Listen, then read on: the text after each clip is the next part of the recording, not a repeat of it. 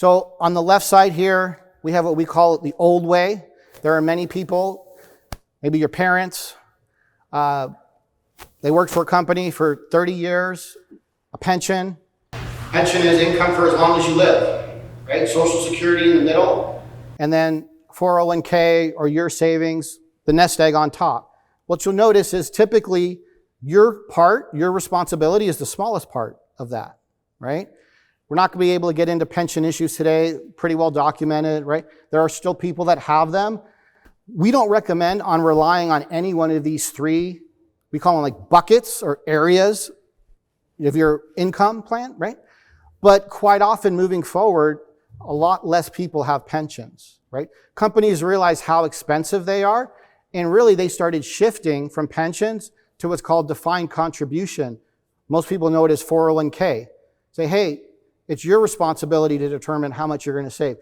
And quite often they're going to give you some incentives, a match, right? But there are people that don't have those plans. There are some people that have those plans, but the match is not that much, limited. It may not be enough.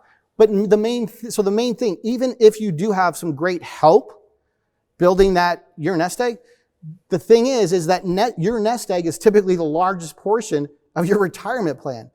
So you need to figure out how you're going to grow it, protect it, distribute it to and through retirement. And that's another reason we have that mountain image, right? There's a lot of people say, well, my goal is to get to retirement, right? And it's very, very simple in most cases.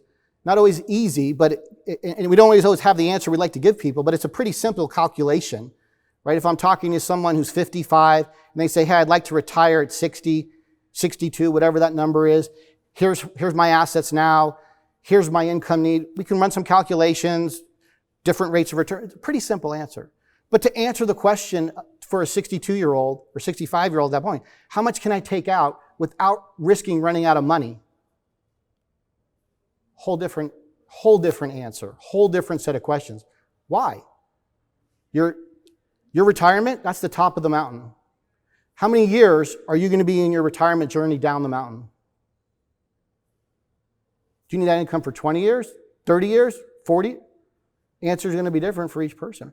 Most fatalities, most accidents in real life in mountain climbing happen on the way down. People are focused. Right? I want to get to that goal, right? They train, right? And we're not going to get into it today, right? There's a lot of risk on your retirement journey, on your distribution plan, that can mess up your plan. That can make it to where, oh my God, I thought I was squared away. Oh, I didn't know about that, right? And typically, the biggest risk that you can control in retirement, I would say the two biggest is stock market volatility and healthcare risk, right? Losing large amounts of money or having to spend large amounts of money in short periods of time. Right now, there could be some other things based on your family dynamics and all that. Thank you for watching. I hope you found the information helpful. If you'd like to talk about potentially having me as your advisor, use the link below or visit our website to request a no-cost, no-obligation conversation.